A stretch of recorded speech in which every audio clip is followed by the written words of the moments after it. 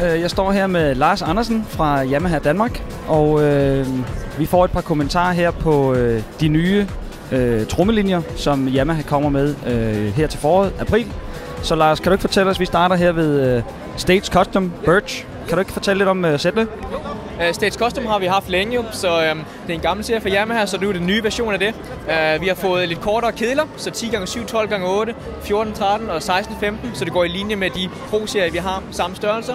Vi har fået 2 spændhus mere på lille trum, så vi har 10 spændhus på, så lidt mere Pro-specs også. Så har vi fået en ny farve, Pure White, som er ny for 2014. Og så kommer sætten også nu med Remo UT-skin, som er en opgradering fra det tidligere sæt. Udover det, så har vi jo 2 shell packs, så det er 10, 12, 16, 22, 10, 12, 14, 20, 5 farver totalt, og de kommer nu her i april og leveres både med og uden hardware. Her ved siden af, i et flot setup, har vi Hybrid Maple Absolute. Det nye hybrid set er jo så en hybridkedel med ahorn og så Venge i midten, som er et lidt hårdere stykke træ, som kommer fra Afrika. Det er meget brugt i bass- og guitarverden til halse og sådan noget, så vi har så implementeret det fra vores POX-serie, som også bruger lidt andre træ og blander som en hybridkedel. Det giver os lidt mere sustain og lidt mere punch i lyden, og det er så kommet med på Absolute-serien nu også. Derudover så har vi et nyt yes-system, som gør kedlen endnu mere fri fra resten af hardware, så vi får en bedre sustain i kedlen også. Og selvfølgelig lidt nye finishes. Den største nyhed med det er vel egentlig, at det kommer fra vores nye fabrik i Kina, som vi byggede op nu her i forrige år, hvor vi slæbte live custom-sættet på NAMM 2013.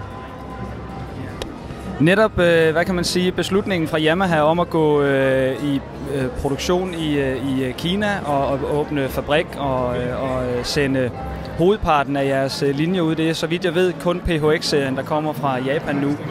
Kan du ikke fortælle lidt om baggrunden for og tankerne bag den beslutning, som måske har vækket lidt undren rundt omkring i Yamaha-elsker og kredse? Selvfølgelig. Jo, det er klart. Ja, det var en ret drastisk beslutning, må man sige.